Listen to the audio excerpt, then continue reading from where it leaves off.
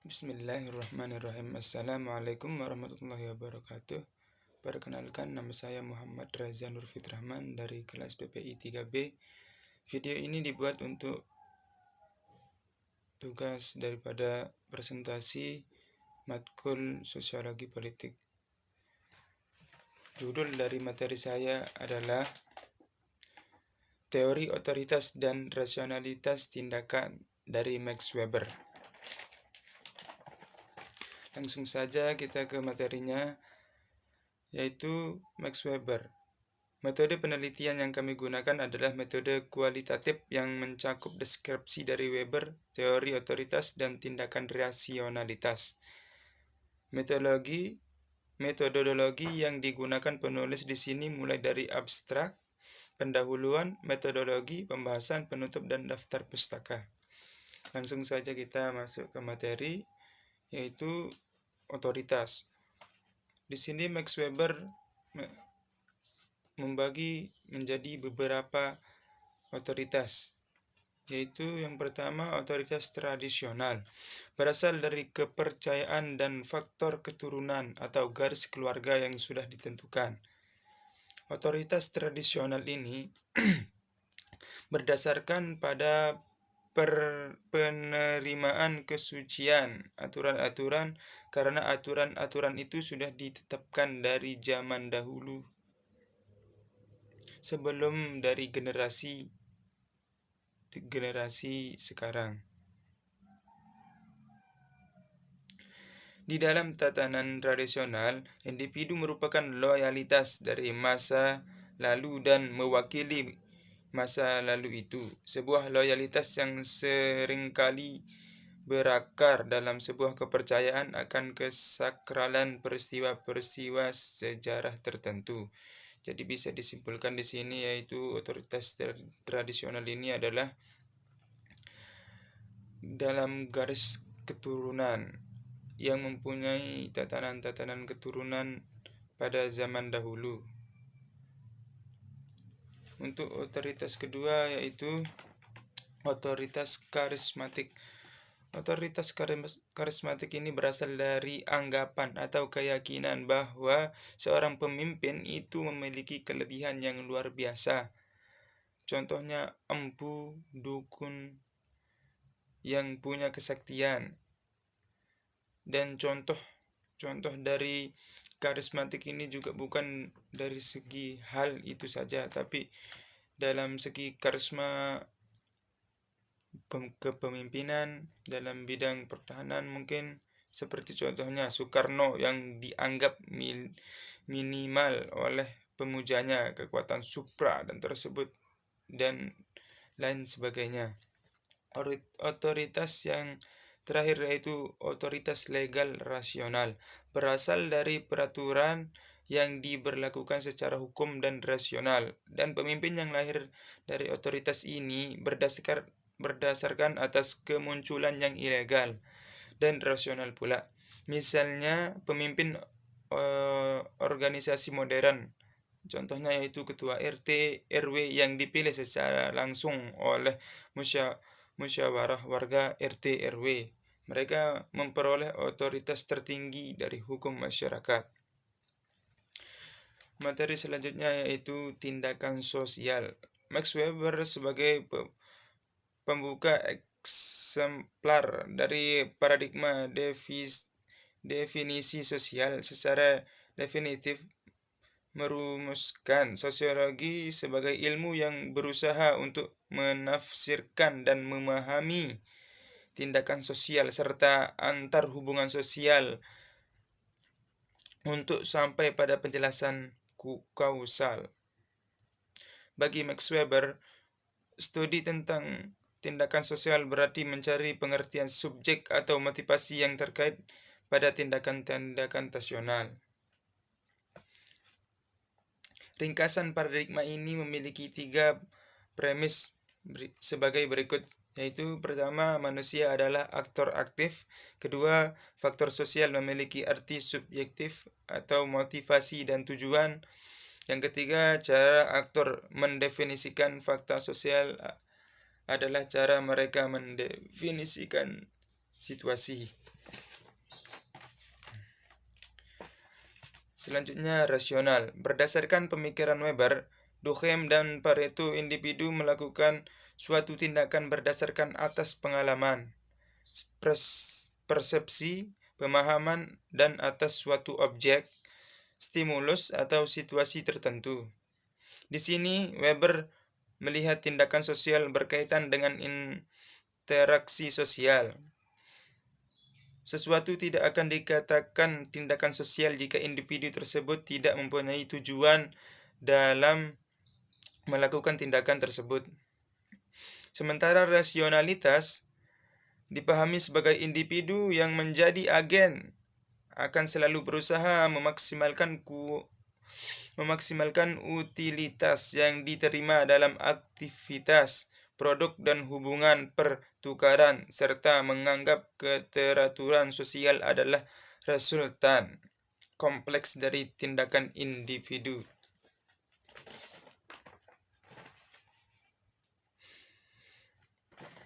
Hubungan analisis antara tindakan rasional dan jenis-jenis tindakan yang lain diteliti oleh Weber, Simmel, dan para sosiolog yang lain. Juga merupakan hubungan historis. Modernisasi sebagai sebuah proses rasionalitas melibatkan peningkatan peran dan tingkat tindakan rasional dan struktur tindakan dalam ketiadaan tindakan rasional. Tindakan-tindakan yang terlibat dalam hubungan asosiatif yang khas dari kapitalisme modern dimotivasi oleh perkembangan-perkembangan yang murni, rasional, dan merupakan masyarakat dalam situasi yang kompetitif, anonim, dan berbagai hal.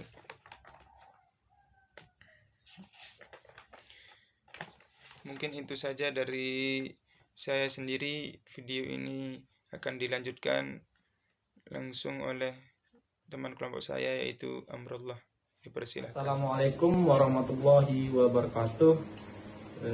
Perkenalkan, nama saya Amrullah, NIM 2006030050. Langsung saja saya akan mempresentasikan jurnal yang saya buat dengan metode penelitian yang digunakan adalah metode kualitatif yang mencakup deskripsi dari Weber, teori otoritas dan tindakan rasionalitas. Saya akan mengulas atau akan membahas dasar-dasarnya dulu, seperti otoritas atau tindakan sosial. Mulai dari otoritas. Otoritas adalah suatu kemampuan membuat orang lain mematuhi selalu perintah tertentu, yang contohnya di mana tersebut adalah kepala desa yang menjadi pemimpin yang mengatur semua bawahan seperti sekdes, kepala dusun, dan lain-lain. Yang kedua yaitu rasionalitas tindakan adalah merupakan konsep normatif yang mengacu pada kesesuaian keyakinan seseorang dengan alasan seseorang untuk percaya, atau tindakan seseorang dengan alasan seseorang untuk bertindak secara kolektif. Perumusan dan latar belakang asumsi yang model di mana rasionalitas berlaku menggambarkan relativitas rasionalitas jika seseorang menerima model yang diuntungkan dari sendiri adalah optimal, maka rasionalitas disamakan dengan perilaku yang mementingkan diri sendiri ke titik yang egois. Sedangkan jika seorang menerima model yang menguntungkan kelompok yang optimal, maka perilaku murni egois dianggap tidak rasional. Hal demikian berarti untuk menegaskan rasionalitas tanpa juga menentukan asumsi model yang menggambarkan bagaimana latar belakang masalah dibingkai dan dirumuskan. Menurut Max Weber, otoritas itu dibagi menjadi tiga. Yang pertama, otoritas tradisional berasal dari kepercayaan dan faktor keturunan atau garis keluarga atau kekuasaan. Otoritas tradisional ini berdasarkan pada penerimaan kesucian aturan-aturan, karena aturan-aturan itu telah lama ada dan dalam legitimasi mereka yang telah mewariskan hak untuk memerintah dengan aturan-aturan ini.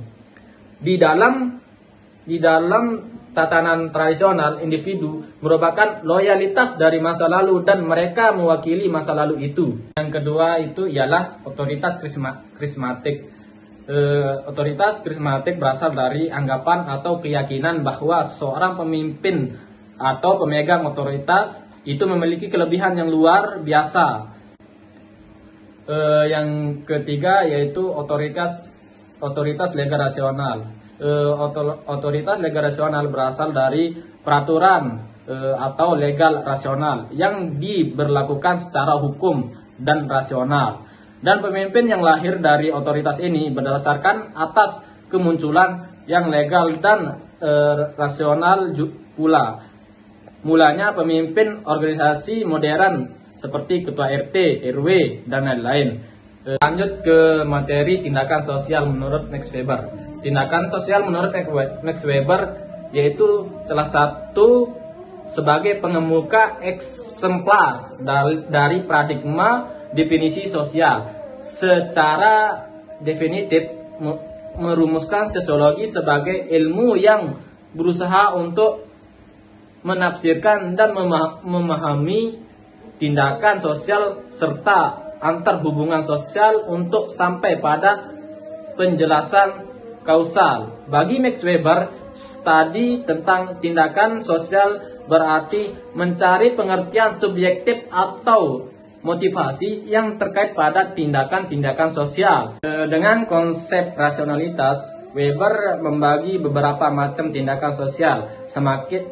Semakin rasional tindakan sosial tersebut, maka semakin mudah memahaminya. Adapun pembagian tindakan sosial itu terbagi menjadi 4 macam. Yang pertama, tindakan rasionalitas instrumental, yaitu tindakan yang ditentukan oleh harapan yang memiliki tujuan untuk dicapai dan menentukan nilai dari tujuan itu sendiri.